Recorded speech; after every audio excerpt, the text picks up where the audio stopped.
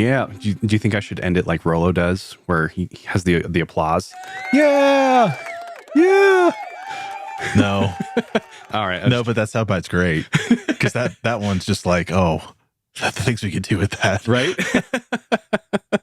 I like that one. It's a good one.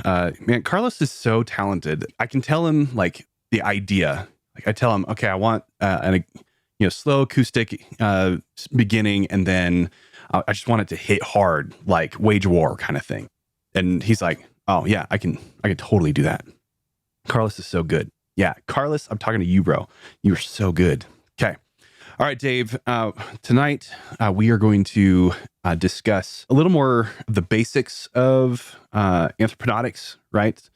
Help people understand where all these conversations are coming from, right?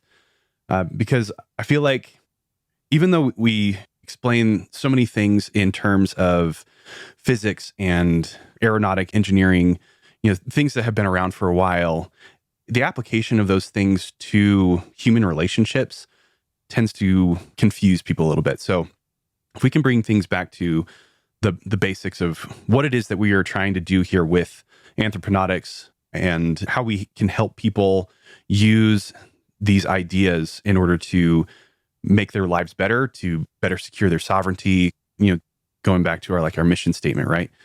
I think that that's a useful conversation to have right now.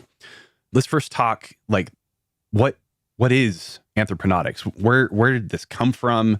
This idea that we can take physics or other things that like pilots need to know, weather and metallurgy and mechanical design and all these other things, rolling that up into this idea of anthroponautics and using it to navigate human relationships. So I'm gonna take a shot at this explanation. This is kind of born out of the idea that, Colin, you are an engineer. I am. By trade, you went to school for civil engineering. Yes. And mechanical engineering, yeah. Worked as a civil engineer, yes. But you've tinkered in other facets of engineering. Right? Your degree is in civil engineering, but mechanical degree is actually mechanical. Is it mechanical? It is. You let me believe you're. I let you believe that I'm a lot of things, but all of it's true. And isn't the full statement "jack of all trades, expert at none"? But it's better to be. I prefer a jack of. I prefer the term Renaissance man. You are such a beautiful human being. Thank you. Mechanical engineer. Yes. You have the engineering brain. You're coming at this from the engineering brain perspective, where I've approached this from the operator's perspective, where I am not a mathematician. In fact, I don't use math to solve problems. Engineers do that. And I've come at this from more the visionary perspective of being able to see bigger pictures and having men and women like you break down the math. But this idea was born out of my flying experiences, where I understand as an operator of a machine or being a pilot that I didn't invent this craft. Right. Both the skill and in the machine. But there were things that I had to learn to an operator or functional level in order to be a pilot. Right. And I didn't build the airplane, so that makes me not an aeronautical engineer. Correct. Or the person that actually turns the wrenches on it. You're right. not a mechanic of the aircraft. Not a mechanic, right. I didn't source the metal, which I'm not a metallurgist. I didn't make the fuel. Didn't figure that. I'm not a fluid dynamics chemist. I don't understand spectrum science, like radio waves. I didn't build electromagnetic spectrum. Yeah, that's correct. Like I didn't have that figured out. I didn't figure out weather. Meteorologist did that. I can read a map, but I'm not a topographist. Right. I don't understand geology and how mountains were made, but I certainly know if I fly low enough, I'll crash into them. Sure. So all this to say that, or that if you fly high enough, that the aircraft starts to run out of what it needs. Enough air molecules to keep it lifted. Right. So physics. Right. Yeah. Physics. A physicist. All these different scientists that came together to figure out how to create the craft and then teach someone to operate it. And flying the airplane isn't enough. Now you have to navigate it to point A to point B. Right. And looking at it even from a military perspective, not only do you have to fly the aircraft, You have to operate it in an environment, and then operate it in an environment where people are trying to kill you. Yeah. And then use that craft as a weapon system. Maybe not try to kill you, but they're at least not happy that you're there. They're trying to make your life difficult. Right. All this to say that being a pilot is like standing on the shoulders of giants. I can take no credit in this day and age and how I live in this time in history where I learned how to take a machine into the air. Yeah. Is wild. Like Da Vinci would just be beside himself that his drawings turned into something real. But a lot of science, hard sciences went into the creation of aviation and aerospace and aeronautics. Yeah. And this is kind of the inspiration for the breakdown that we have made in just trying to figure out what is behind human interactions from a leadership perspective. You said the word. So our argument in so much of these things that we're going to talk about is this idea that leadership is a subcategory of leadership isn't real. That leadership is not real. It is a subcategory of power and influence, which is the way human beings interact ultimately. Yeah, subcategory or placeholder term, or it's something that people like, they know what it is, but everybody has a really hard time defining what it actually is. Right. So we'll hang. We're going to come back to that one. I mean, we're going to do a full episode just on the word leadership, where it came from, how it got used, its positive connotations or negative connotations, but bringing it back to aeronautics as a science that is all of these various sciences, and being the operator of, in the aerospace world, it's the pilot. In the anthroponautic world, it's the individual, and the individual has to learn the practicalities of all of these various social sciences, where a sociologist would be studying groups and how they behave. A psychologist would be studying the cognitive, but there are practicalities in all of these different subjects, and that the operator must understand to a practicality level in order to, get what they want. Yeah. To actually be able to accomplish the mission, right? To fly from point A to point B, but also the things that happen prior to the mission planning aspect of it. You don't just walk to the jet not knowing what you're going to do, right? Right. There's a lot of pre-briefing, and even the way I approach teaching and so many other areas of my life, I learned very young from learning to fly that I might have been able to go up and touch the yoke and push the throttle, but the pilot's there with me. Yeah. And that's your dollar ride, or that's your just your experiential, like, this is really neat, I kind of want to learn more. Then you go to a classroom, like you have to go to ground school. You have to learn all the practicalities of those sciences. You get books, and you have to understand those to a testable level before you can even begin getting in the air. Right. Somehow that's not how we think about people. Yeah, we don't do that with people. And we don't do it for the bad word I'm going to use. We don't look at it from the perspective of being a leader. I was ready that time. Really, a leader is just a power and influencer, which we're gonna dive into, and it's kind of kicking some altitude and looking at the problems of leadership from a different perspective. Yeah. And our argument really is, we are going to prove that leadership isn't real. Right. Again, it's that placeholder term that is better explained through the anthroponautic perspective, through the use of anthropical forces, influence and attraction, right? That behave far more similar to the laws of physics than these woo-woo social norms and ideals of leadership, followership, right? Those kinds of things. Some feel-good soft science that we've experienced in so much of our professional experiences, that they feel good, but as soon as you begin to apply them, you attempt to apply them as a practical, in practicality, they fall apart rather quickly. Yeah. And to the operator who's been taught that, it unfortunately levies the responsibility for its failures on the operator and not on the bad advice that they've been given. Yeah. which is awful. I mean, we see it from a different perspective. And I believe over the course of this last year developing these ideas, taking inspiration from some very unconventional places that is so far out of what I believe some people would think is the proverbial left field approach to this, that when we have explained it, we've whiteboarded it, we've talked about it, it has generated so much interest. Yeah.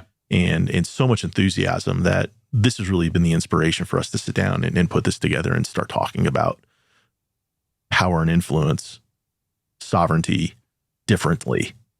Right. Yeah. So anthroponautics is the answer to all of these things. What aeronautics is to the air domain, flying and fighting even in the air domain.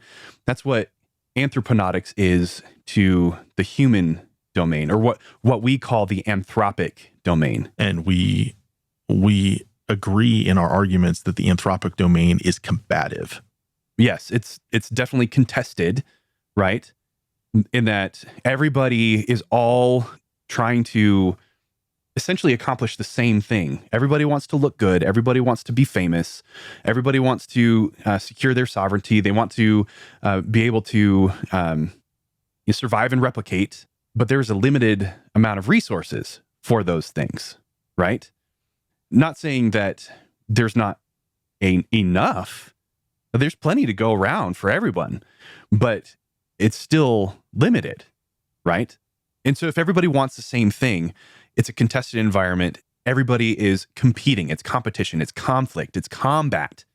And so looking at human relationships from a war-fighting perspective, from a combative perspective, then we can take the anthroponautics, the aeronautics for the anthropic domain, right? This engineering, physics, metallurgy, weather, all these other things, chemistry, these disciplines, and help people turn into operators. Just as a pilot is an operator for the air domain, we can help people become operators for the anthropic domain. In fact, that's built into our definition for anthroponautics, right? So I'm just going to read it so that we're all on the exact same page. Anthroponautics is the science or art. Actually, it's both. It's not or, it's and. Science and art involved with the study, design, and manufacture of tactics, techniques, and procedures for operations within the anthropic domain. Okay, so it's science and art.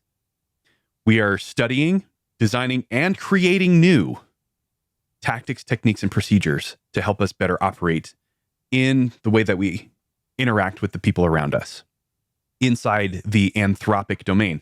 What is the anthropic domain? It is the environment that is created by human interaction. Anytime that we speak to each other or we interact with other people in our lives, whether they are our closest best friends, our intimate partners, or somebody that we just wave to in the hallway, that is human interaction, and it creates an environment that we call the anthropic domain. And it includes all aspects of human relationships, from how they form to how they evolve and what purpose they serve or have the potential to accomplish. All of this is wrapped up into this idea of anthroponautics. And it is looking at human relationships from a very different perspective, because we have looked, and I believe the idea that we keep arriving on the last year, again, that we've been whiteboarding these ideas, is that in all the reading we've been doing, all the research we've been doing, and all the tearing apart different authors and speakers, is that we haven't run into anyone who's talking about it like we are. Well, why would they? They don't have the orientation for it. So the orientation is different. So we have a fresh approach to something that every human being, you cannot avoid it. You are in it. Yeah. You're in it every day. Yeah. And the tropes and the advice that is being given to young men and women right now is just flat out wrong. Yeah. I'm going to go to the idea that we are really excited to teach these principles and these ideas and these concepts. So just like standing on the shoulders of giants, like we have distilled a lot of research through our orientation as professionals and things that we have done in our careers and our backgrounds and our lives. Because you and I have lived very different experiences in our lives. Sure, absolutely. But that doesn't change the math. No, it doesn't. It is for the everyman. It is for the everyman. And every woman. And every woman, right? The math doesn't change for a man, a woman, a heterosexual couple, a homosexual couple, someone who wants to spin plates, or a man who wants to be monogamous to one woman or another man. It doesn't matter who you are. Yeah, and we've mapped out kind of the process of a relationship building, and we have our models, which we've argued all models in science are wrong. Some are useful. Yeah. And we argue that ours are very useful. Very. And we're not going to teach it unless there's immediate applicability. And that's the piece I think I was trying to arrive at, is the distilling these ideas down, teaching lessons that a student can walk away from and immediately apply the principles. That you don't have to be a master of some deep science in order to use the principles of anthroponautics in your everyday life. Right. Because the principles are the same. Immediate applicability. Immediate applicability. So we're excited to start teaching some of these principles that we've been developing over the course of, really, this started in a completely different way. You and I thought we were developing ideas to make better officer candidates. Right. And it has evolved into, if we can solve the problem there, we end up solving problems for everyone, because we arrived at the idea that, well, is it a leadership problem? But then if leadership doesn't exist, it's really power and influence, and everybody is in this domain. Yeah. Competing in a contested environment. Everybody, we say it in the military all the time that everybody's a leader, right? Yeah. I gotta wash that out of my mouth. But it's not true according to the math. But at the same time, it is true, because everybody is both a leader and a follower. Because everybody, according to our perspective, the anthroponautic perspective, everybody has some value that contributes some influence.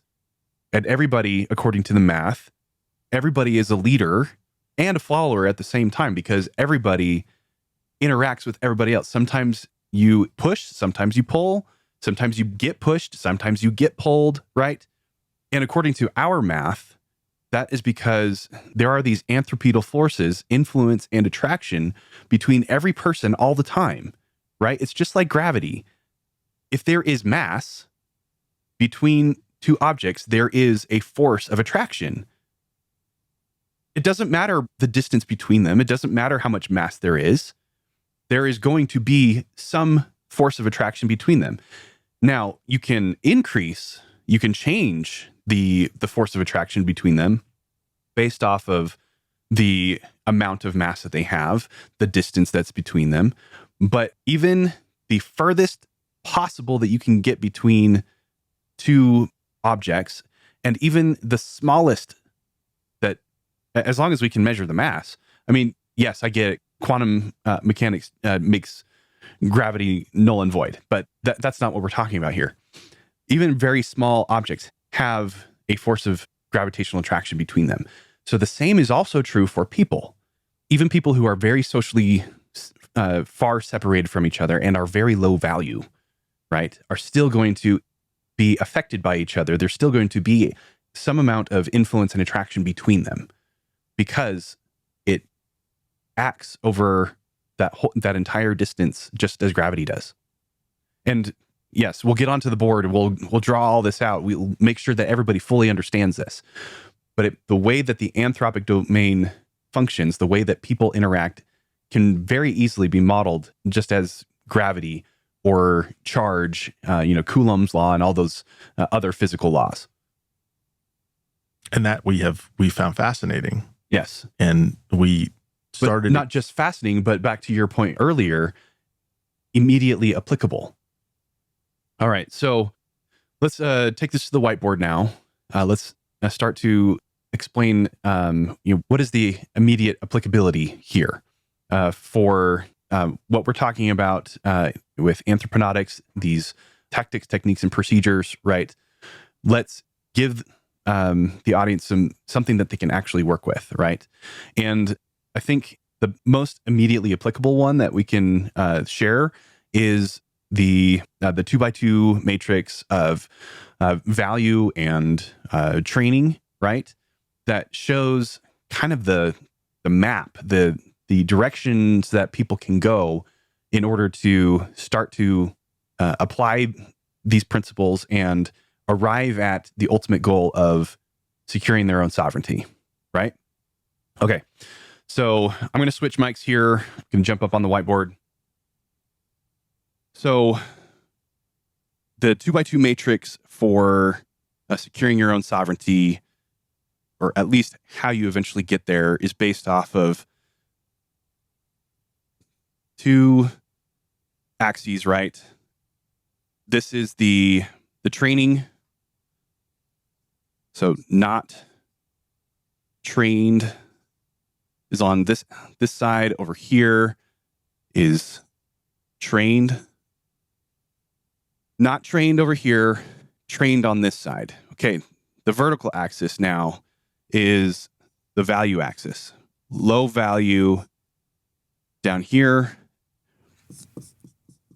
high value up here, right? Okay, Dave. So we interact with a lot of people in our day-to-day, right? Where do we find the majority of people? Are they not trained, high value? Are they low value, trained? Are they high value, trained? Where do these people tend to be?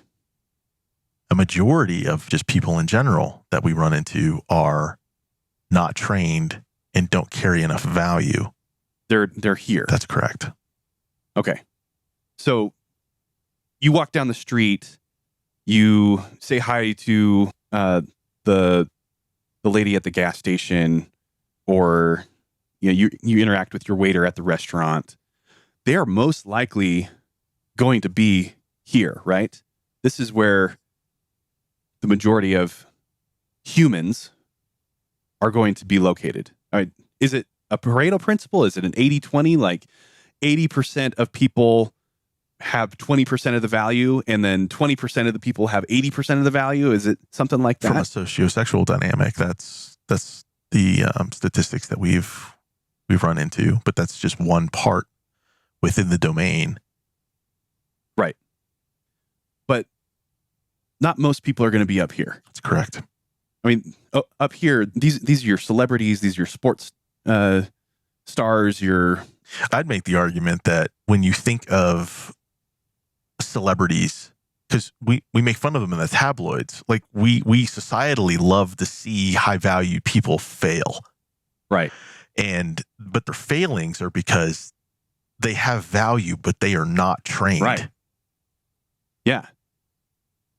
These people are incompetent, right?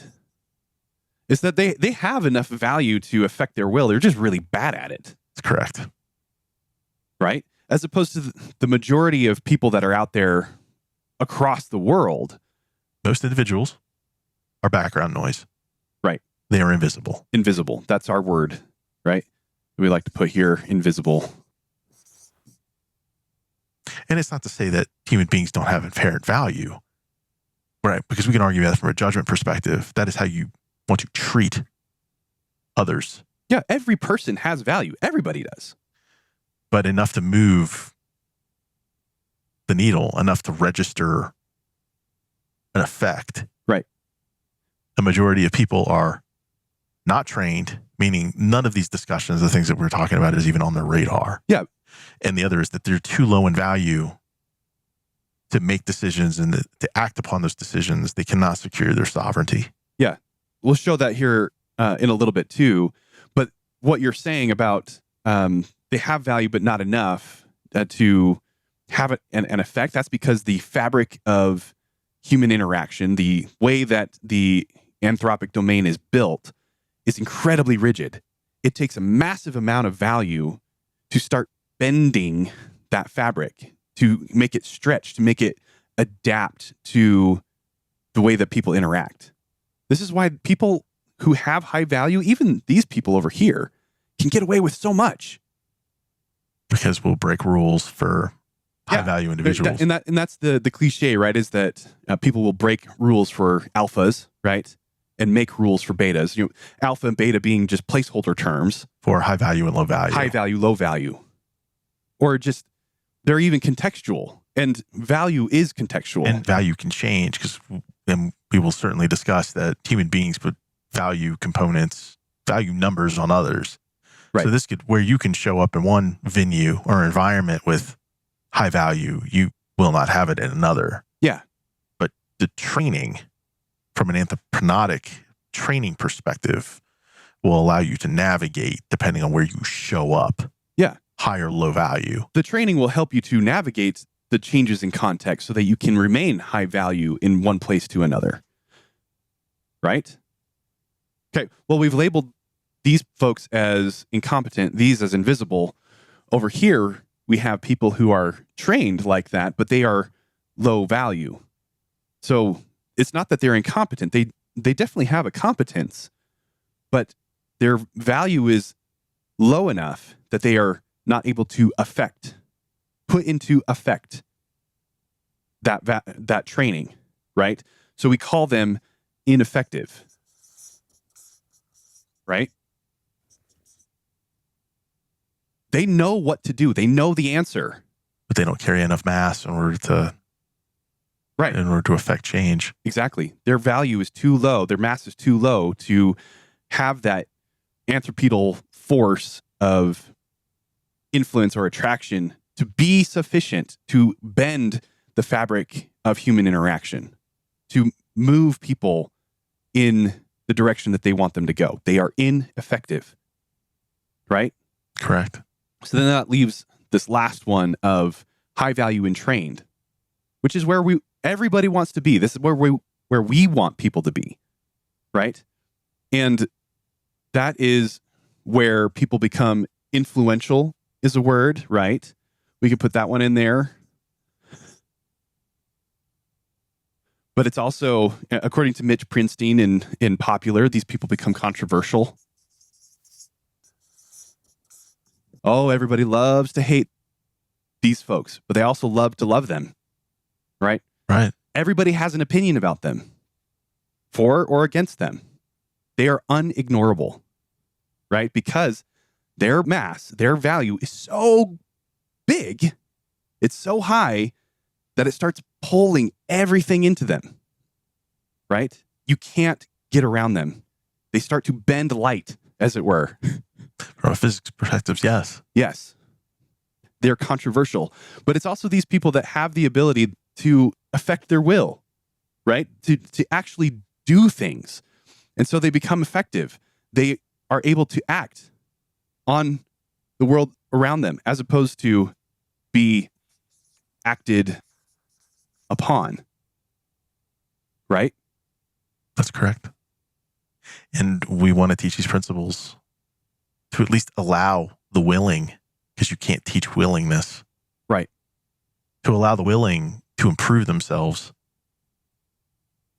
to become influential, and to secure their own sovereignty, to make decisions on their own behalf. Yeah. So that they can act in accordance with their own integrity. Right.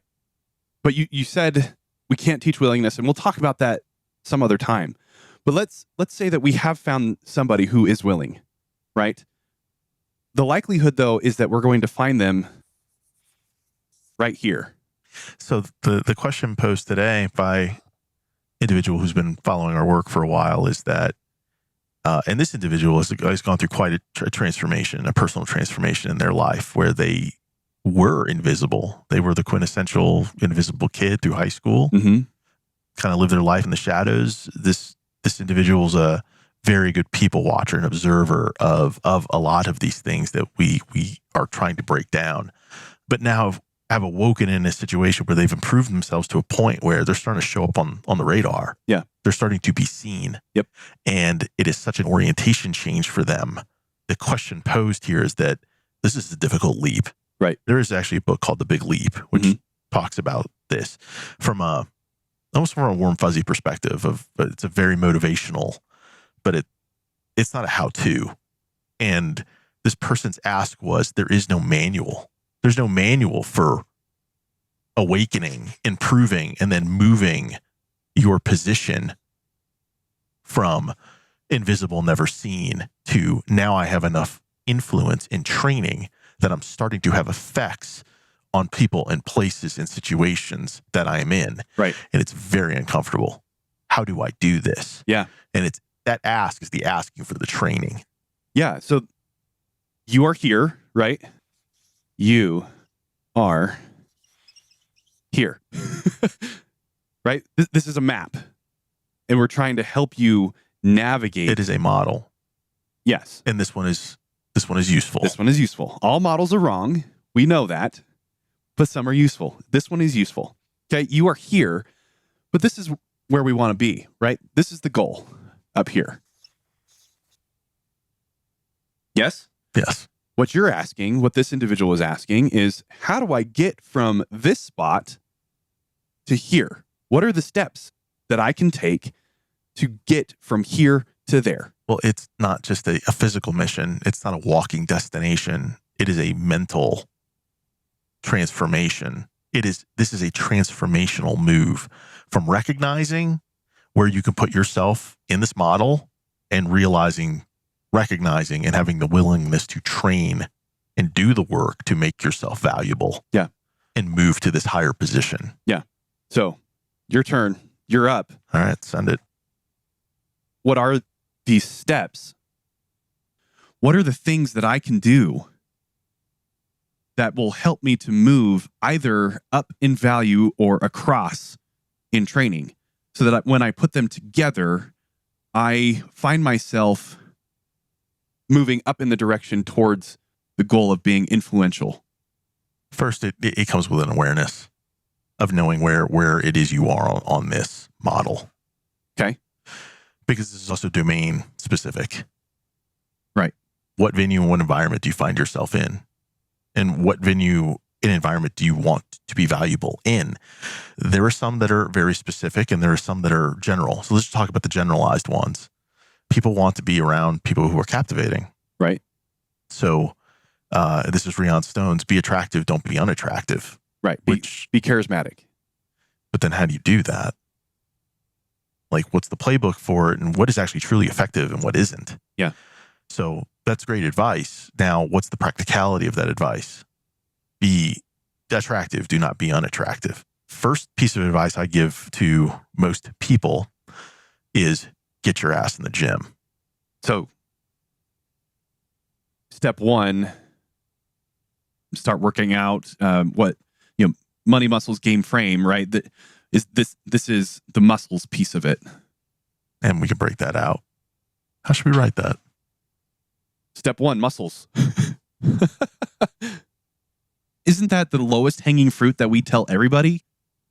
It's be physically appealing to the best that genetics has given you. Yeah. I mean, everybody has essentially the same hardware, but every piece of machinery is going to look a little bit different, right? But because it's all the same machine, everybody has the capability of becoming more muscular, more physically attractive. They may not necessarily become Arnold Schwarzenegger or Hafthor Bjornsson or Tony Braxton, right? Not everybody's going to end up, being Heather Locklear, right? There is a God. Heather be thy name. Yes, I did that on purpose. I've been waiting to use that one. So to Rion Stone's point, it's be attractive, don't be unattractive. You have to make a serious measure about how you show up physically, because it is the thing that communicates the loudest when you walk into an environment. Right. And human beings do not want to associate with someone who is not at or above their social level. Correct. And this is a social tier that you can immediately visually see. Everybody sees it. So it's a maximize your physicality. Yeah, it's the exchange of information, which is, value and information being equivalent. If you are exchanging information that is of high value, if people see you and they think, oh, you look good, you are immediately moving up on that. So we've broken this out, and this is taken from the pickup world. This is mystery method with survival and replicative value. Right. So the first one is one we call muscles, right? Maximizing your physical potential would be high R value, high replicative value. Yeah. Meaning you look good. You look good enough to mate with. Yeah. Okay. And then coming to number 2, if we can move into number 2, Sure. is S value, which is survival value. And this is where we could put money. Yeah. So we've got 2 different things that people can focus on that are going to increase their potential on the value axis. They're going to move up on this one as opposed to moving across on this one. That's correct. So these are value points that will move, because you can attain these without understanding the anthroponautics piece to it. It's just the better you look, your value will increase. But we know plenty of good-looking dudes who are awful leaders, right? Influencers, attractors. Yeah. And we know a lot of men and women who have come into a lot of money. And well, so number 1, you on the muscles or in the physical realm, that's going to be like your LeBron James, right? Well, you can see this from, I mean, these are professional athletes. These are the ones who will use their body. And I'd even say dancers, performers, actors. Yeah. Jason Momoa is clearly a muscular, good-looking dude, right? And so his value is high. And then he's also able to use that to make money, so his value is even higher. Which is right. That's come from. But like Elon Musk, not so much a muscles, a physical presence, right? But he's got a whole lot of money. And so he's definitely able to be high value because of that one thing. He's moved up that way. But can you imagine if Elon Musk like got into the gym and was jacked? Didn't he want to fight? These guys are doing this now. That was another observation that's being made, that what is occurring, especially in the socio-sexual dynamics, is that men who are high achievers from the money perspective are losing because they don't have the physicality to be taken seriously. So it's kind of like you're fighting to sit with the jocks at the high school table. Like you may have attained some all this value, but you're being taken advantage of for your survival value, but not taken seriously because you have such low R value. Or people that have such high R value or that are so muscular but don't have any resources. It's the exact same deal. Every single one of those people are either incompetent or invisible. Well, it puts them both. Without either of them, high muscles put you in a position where your value is high, but you're not trained. Correct. Having the money or whatever is deemed valuable in certain spheres. Money is general. Yeah, like we can all appreciate its just value. Means resources. Right. Resources for survival value. And the money piece, the physicality, means one, you could be a protector and you can replicate. Right. Good genes. Game. Now, this is the part where we get to captivating. Right. Yep. All right. Understanding people.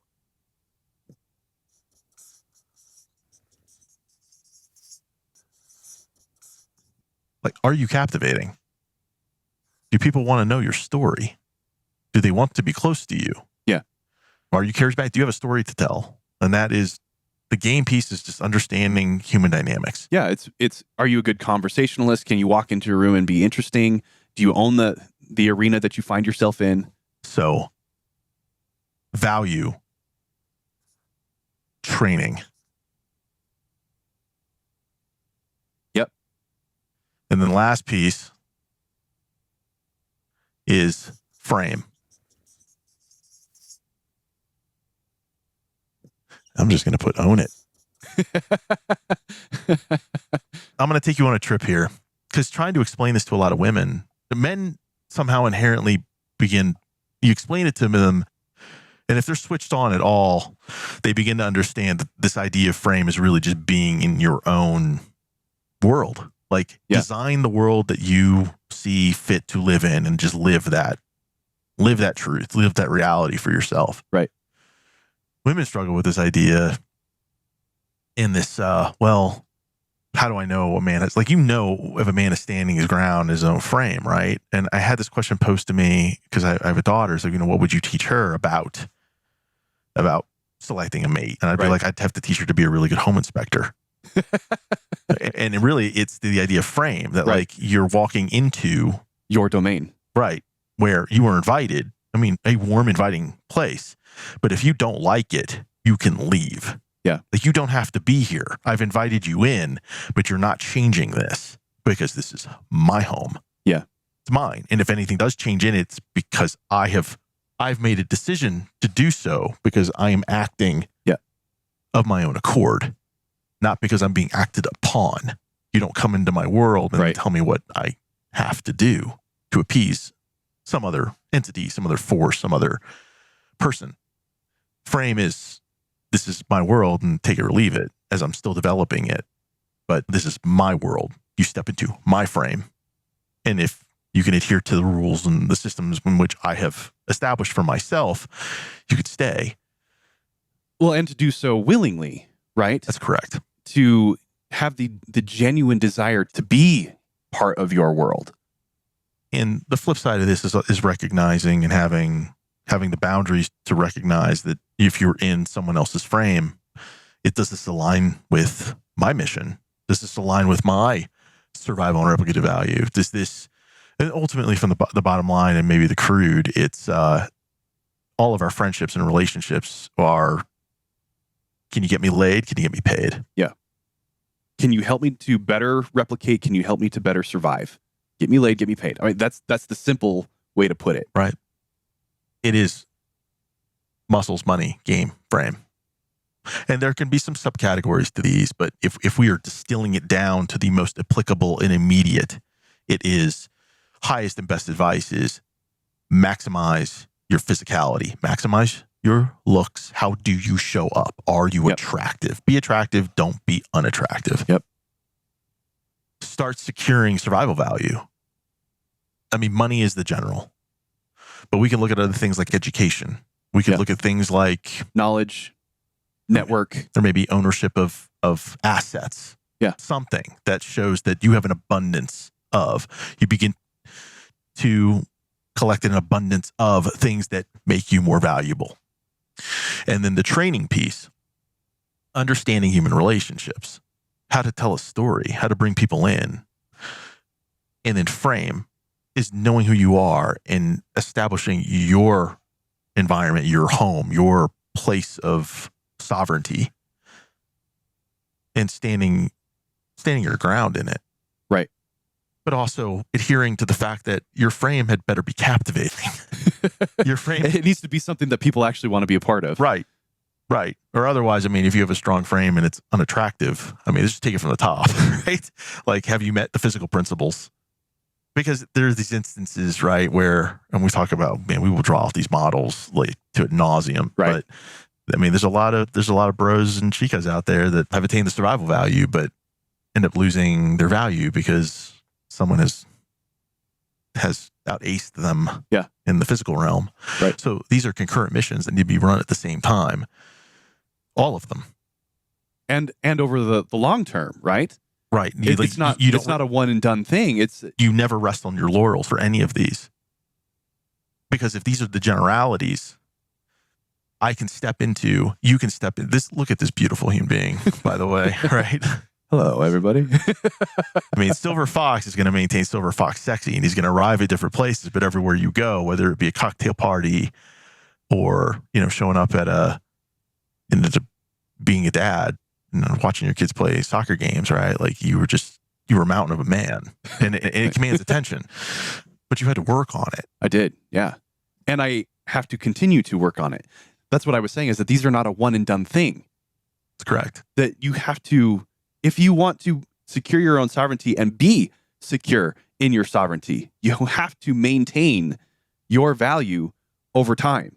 How many discussions have we had over the last year about image psychology and fashion? Oh my gosh, so many. Which is another deep dive that we can get into, because a lot of men and women don't see it this way. They don't see that the physicality piece is so important, and that then you have to dress it, you have to optimize it, and it communicates. and fashion and dressing and showing up is a technology. Yeah, I mean, if you go get jacked and then you throw on, a Captain America shirt that's 3 sizes too big because it's your favorite and you've owned it, if you've had it for the last 13 years, then you're diminishing. You're diminishing your value. You're not doing yourself any favors. No. To have these things, because everyone has that example of someone who's just maybe got this together, but you can't stand to be in the room with them. A subcategory game would be humility. It would be taking care of others. It would be, but to do that is to then establish a frame, right, that others want to be a part of. So, muscles, money, game, frame. Yeah. Like we were saying earlier, is that you are here. The goal is to get here. And that by doing these things, you are going to either move up this way, right? Muscles and money are going to move you up this way. And then game and frame are going to move you this direction. And the combination of the two, right, is what's going to move you up there. So it's not like you can only do one. You have to do all of them. You have to do all of them. Because if they were all concurrent missions, they should all be part of your mission planning. Exactly. Because if you only consider these two things, you're going to end up incompetent. Right? Or if you only focus on reading all of the best books, great. You read through the entire Rational Male series. Good for you. But now you're a tortured genius. But you didn't do anything. You're a tortured genius. Yeah, you read the player's handbook. Congratulations. Well done. Now, where's the... But you can't do anything with Have you flown any sorties on the new knowledge? Right. Have you taken any of that information? Have you tried day game at the grocery store? Have you tried to phone close somebody in the meat aisle? Right? No, cold approach is not the best way to do things anymore. But did you try it? Did you try to fly that sortie? Did you come back? Did you debrief? Did you try to learn something from it? If you're only doing one of them, you are not going to end up here. Period. No, you'll either become incompetent or ineffective. Right. And it's going to change based off of the context that you find yourself in, because value is contextual, right? If you take the same tactics that work in Portland, Oregon to Mobile, Alabama, the context has changed quite a bit, right? And so you're going to have to refresh your training a little bit, your understanding of how these different people operate, okay?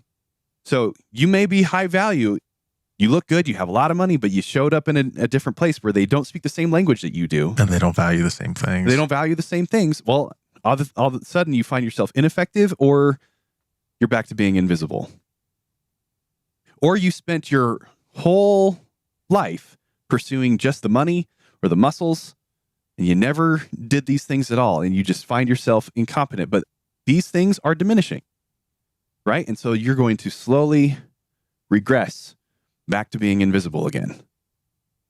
The most important thing that you can do in a human relationship is to maintain value and be trained. Am I right? You are right. I am right. I mean, tell me that I'm wrong. I would love to be told that I'm wrong. This is one of those models. It's like putting out a hypothesis in science that I would like other competent thinkers to please come to the table with the coffee mug and prove me wrong. Right. The trope of relationships is communication is the most important thing. And we hear this from so much of our, get ready to push the button, so much of our leader training that the communication is like the primary tier for team building. And if you show up invisible or incompetent or ineffective, you are immediately hurting your teammates. Right. The best thing that you can do from a generalized perspective is show up and be beautiful. Show up, be beautiful. Show up with inherent value. Show up with abundance to take care of your team, and be captivating and own your frame. Right. Is it easier said than done, or is it actually easy. Is this easy? This is not easy. But from a perspective of like getting into the gym and just starting to move around, like that's actually easy. It requires willingness.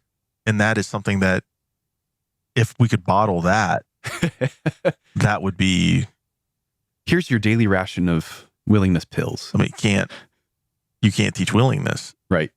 It is definitely easier said than done. But identifying it has been the easy part. Doing it is the journey. Yeah. It's like, mapping out the route up Everest, right? It's easy to see how to get up there. I mean, I suppose from a mission planning perspective, like what's the harder part? Like pulling the mission off or planning for the mission? And we've done some mission planning that has been incredibly intense in order to pull off the mission. Yeah, this.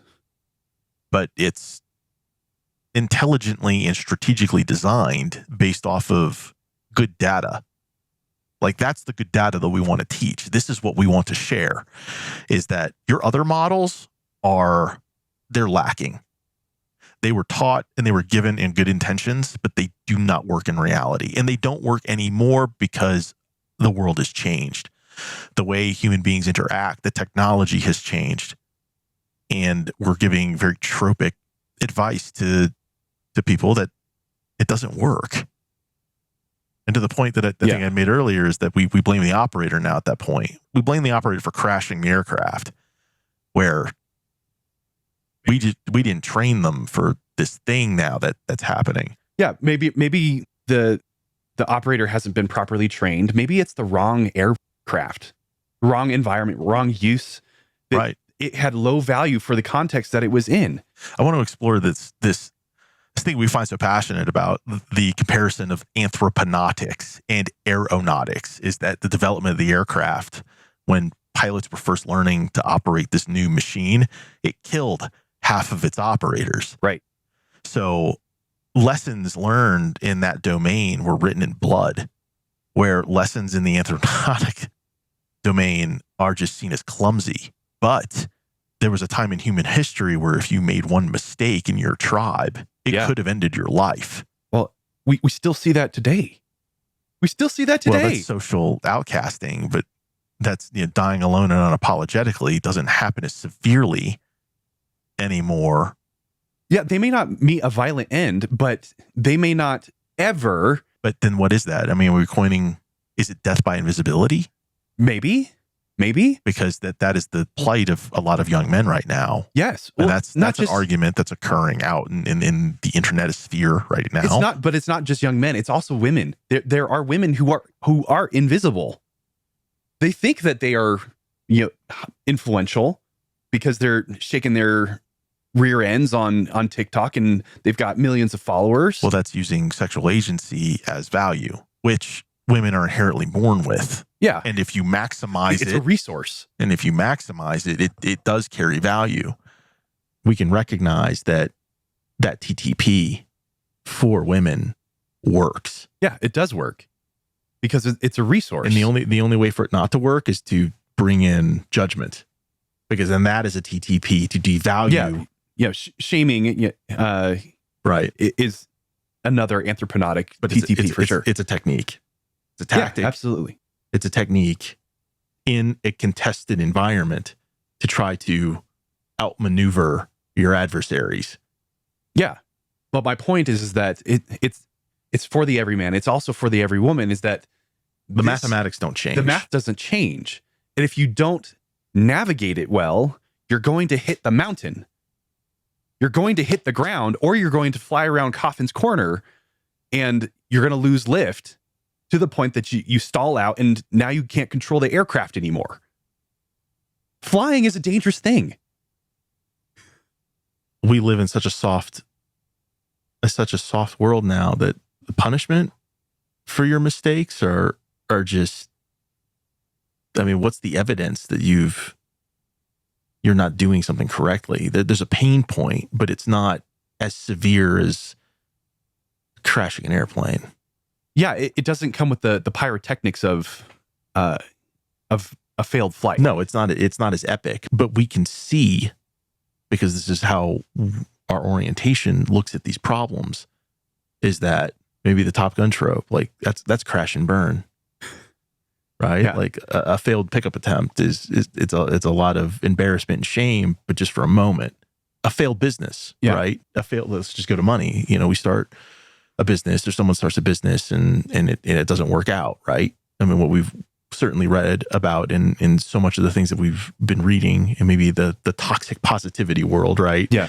Is that it takes a few times to start figuring things out, or the fastest way to making gains is the community you keep, meaning Dunbar layers and circles and coaches and influence, Right. Yep. people who have power and influence who want to see you win, is a fast track to success. But just being able to put your neck out there and fail and learn from your failings, right? Yeah. Like that's a real thing. So there are pain points. It won't kill you, but it may diminish someone's willingness to try. But it may not kill you immediately. It may not kill you in terms of like a survival, but it may kill your ability to replicate, which, from a genes perspective, from the selfish genes perspective, is just as terminal as being killed off completely. But it doesn't happen immediately. And I don't think most people recognize they can't effectively map the good and bad that comes out of their decisions, or things that an environment is levying on them. They're acted upon and don't see where that is taking them. Yeah, they don't see it because they don't have the orientation to see it. Because they're not trained. Because they're not trained. Right, all these things kind of come back together. Right. Which is exciting. And this is why we want to teach this. Frame, you don't have any if you're acted upon. Or you are in somebody else's frame unwillingly. And then to act out on your own, it's to be disruptive. Yeah. Which gets you in trouble, which does not help your survival replicative. Yeah, exactly. But if you have a lot of value, then you create options for yourself that you can be in your own frame, or you can step into somebody else's temporarily, because that may necessarily a situation that you may find yourself in is that at one point in time, you're in your own, another point in time, you're in somebody else's. Is there a term for that? Is that like social capital, or like where essentially you're on borrowed credit for just an environment you're in, the company you keep, or we're talking about knowing the value of your Dunbar layers. Yeah. Well, from the Dunbar layer perspective, Robin Dunbar, that's who we're talking about. This book right here, Friends, highly recommended. Go read it. Talks about that you have layers that are around you, the 5 layer, the 15 layer, the 50 layer, that are made up of your closest ride or die friends, your best friends, your good acquaintances, your business contacts, your all the way on out to like your Facebook friends, right? And then beyond that is the other, the people that are completely outside the tribe that you have no context or connection with or anything like that, right? But the people who are most important to you, that are going to have the greatest amount of influence on you, are the people who are closest to you, right? And we've seen this in statistics, and if you wrote down the incomes of the 5 people who are closest to you, and you averaged the 5 closest people to you, and you divided that by 5, there's your income right there. Would you also argue that is also your physical attractive? But that's the thing, is it's not just money, it's also your muscles. It's money, muscles, game, and it's frame. Also your game. The average body type of the people that you spend the most time with is your body type, right? The average level of captivation, or the understanding of game, or their level of training of those people that you spend the majority of your time with, that's what you are, right? She goes far to say orientation as well, because now orientation is being shared at that level. Yeah. So because orientation carries momentum, and because we are exchanging information, and anthropical forces are pushing and pulling and moving us all in the same direction, because of that, you are going to adopt the same orientation as the people that you spend the majority or that you exchange the most amount of information with. That's right. So it doesn't necessarily have to be somebody that you actually are physically spending time with. It could be you watching TikTok videos of your favorite influencer. You are going to start to have the same orientation as that person. You will adopt mindset. Yes. If you allow, well, you can allow the right, depending on your mission, what it is you're trying to accomplish. You can allow that right mindset into your world through those close-knit friends. It's the cliche, you are what you eat, right? You become what you consume. The exact same thing is true for the information that you ingest from the people around you. I'd like to hit on this one for a second. This was something that I would teach my students when I was teaching at the university, and I would pose this question to the cadets: that are you a consumer of, or are you a creator of? Mm-hmm. And I find it just works in the math that a majority of people, the invisibles, are consumers of. They consume entertainment. They consume Netflix. They consume. Right. They're being acted upon. Right. By others that are pushing this information out. So they're being influenced also by the things that they are consuming. But who is a creator of? If you don't have value, you're not going to create anything that's going to be captivating enough to be consumed. So if you had a choice, again, this is a willingness question, asking to my students, if you had a choice, would you rather be a consumer of or a creator of? And it's a challenge, because then right after that discussion, then I have to bring Heraclitus into this. Yeah. And I have to pose the quote of the 1 in 100. Yeah. 1 out of every 100 men, 10 shouldn't even be there. 80 are just targets, and 9 are the real fighters, and we are lucky to have them, for they make the battle. But the one. Yeah. The one is a warrior, and he will bring the others back. Yeah. This piece of wisdom, this piece of information was captured in a time 3,000 years ago. And he's right, even to today. And we would ask this question, and you've seen me do this. I've asked this question to 300 students, and I'm only talking to 3 of you. Right. The rest of you will hear me. But now that we've made this model, this, even for my kind of mental scaping, these conversations that we've had with these students, is that I couldn't have mapped this out up until we started doing this, but I knew that only 1 in 100 is going to actually do anything applicable with what I'm attempting to share. The rest of them, they'll put it away. Yeah. Some of them will make the battle, but most of them are invisible. Yeah. Because they will not attain enough value. They're just targets. And train in order to move the needle, in order to actually put a performance metric in just living their best life. It's 1 in 100. Yeah. Well, or Corey Wayne puts it as the 3%, right? But I like Heraclitus's approach better. Maybe we can even that out.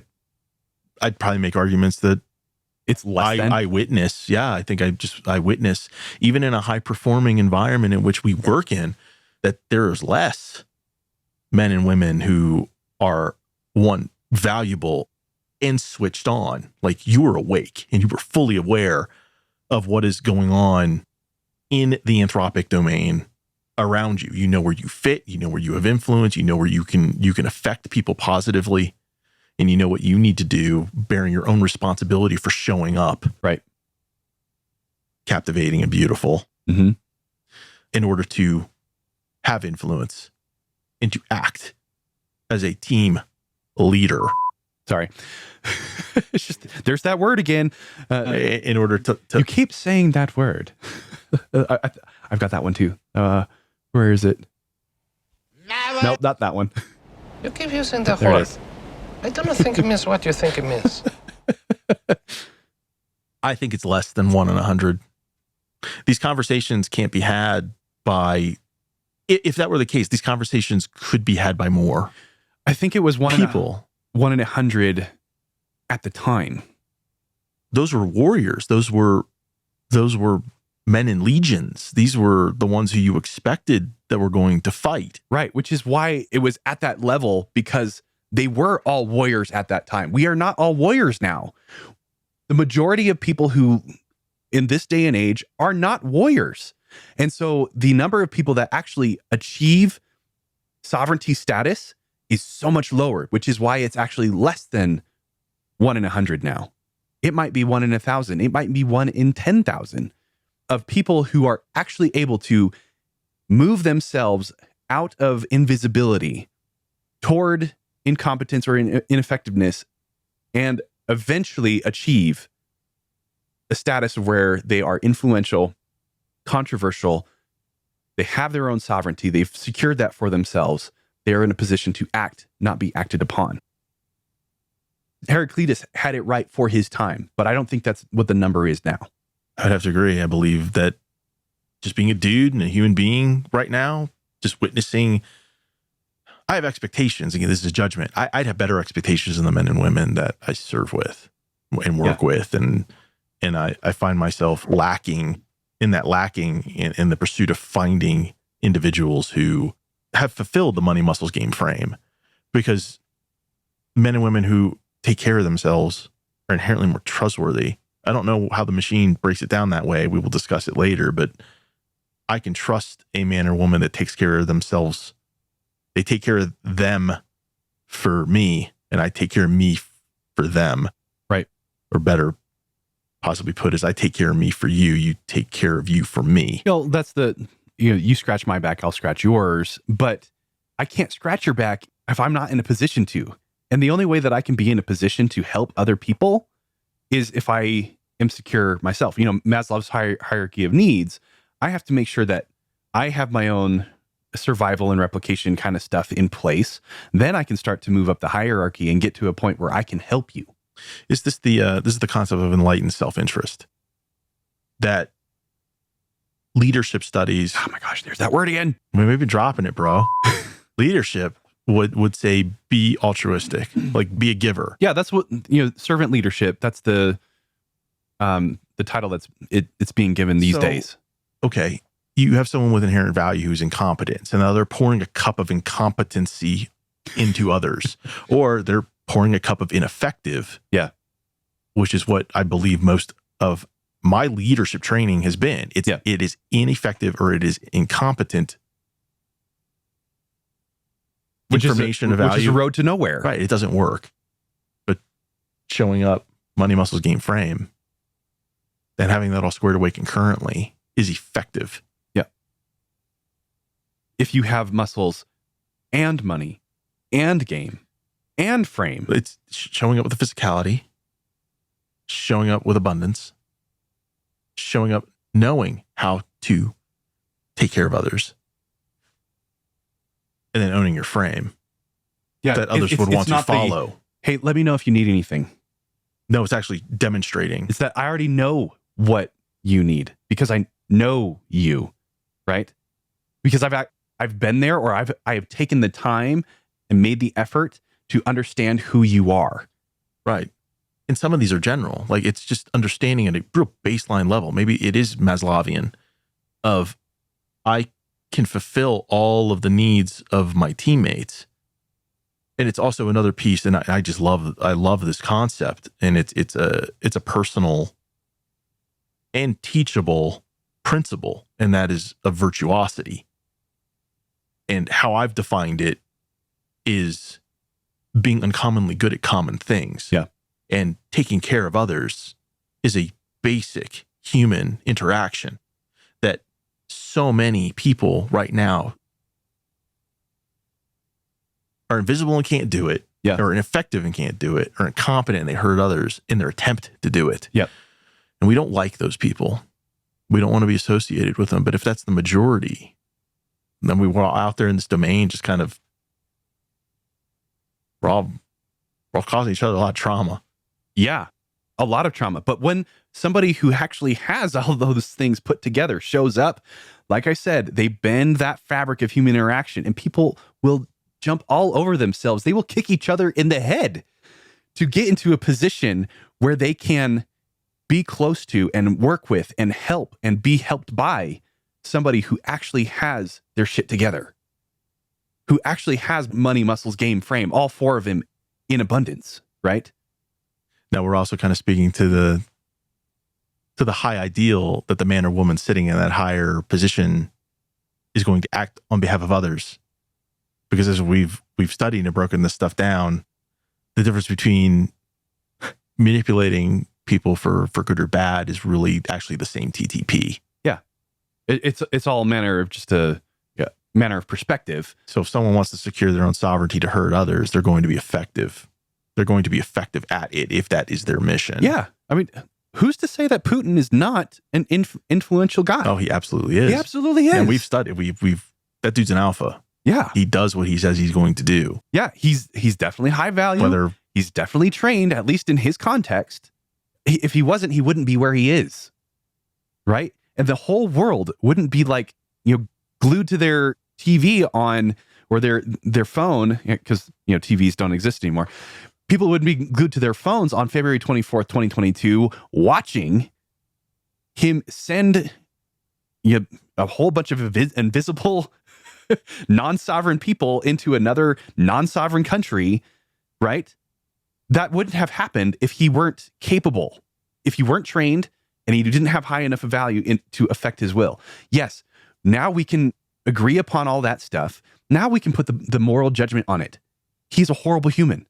Let's all accept that, right? But we can also... According to who? But we've already accepted the fact that he is a sovereign individual. Yes. He is high value. He is trained. And now we can judge him. Yes, he's evil. Right? The math doesn't change regardless of who you are, the context. That it all works the same. Anthroponautics is going to be the same in every context, or for every person, for every man, every woman. It's just the particulars. The hardware is the same no matter where you go. It's the firmware and the software that changes. That's correct. And we have models that we're excited to teach that show, even at an individual level, the anthropronautic math works for the every man and every woman in the same way that we can now identify almost an attitude or a personality for like a corporation or a business. Yeah. Like a small or large. And it even works for nation states. Well, because what are corporations and nation states made out of? People. And people interact, and therefore you have an anthropic domain. And if you have an anthropic domain, then anthroponautics applies. Mic drop. All right. Dude, every single time we cover so much ground. I mean, I appreciate you just for the conversation, but I definitely appreciate anybody who is watching this that is able to stay with us. Because holy cow, we go from one end of the spectrum to the other, sometimes like that. But I thoroughly enjoy it. We've been doing this a while, and we still have so much left to cover.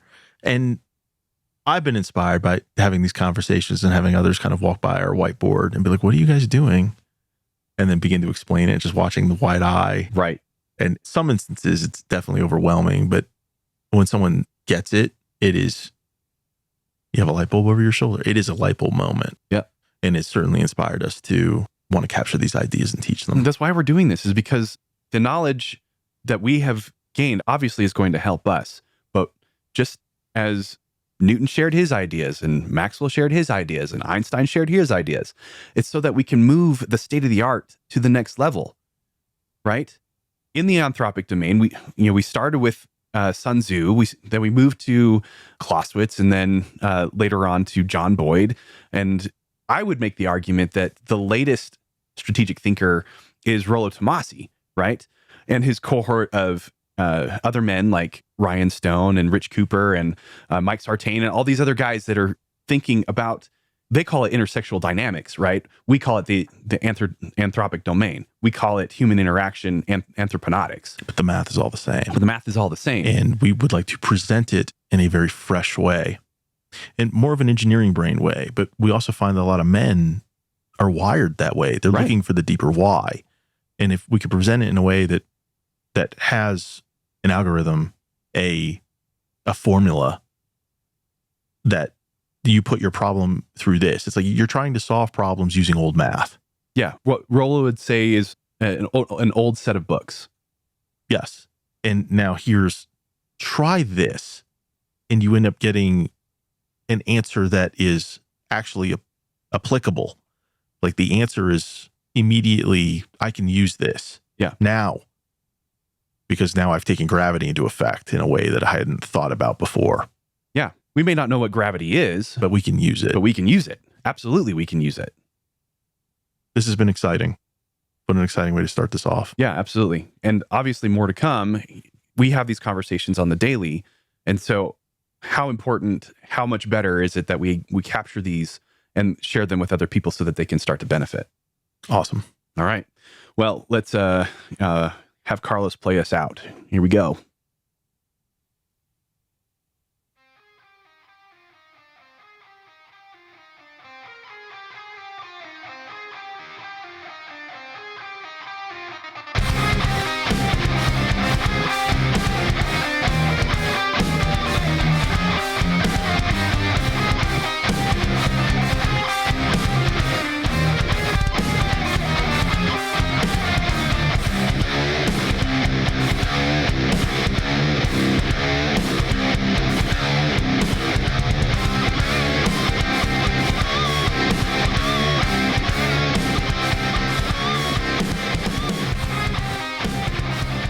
All right, this has been a production of Anthroponautics and Slate Enterprises and everything else that we believe that this stuff belongs to.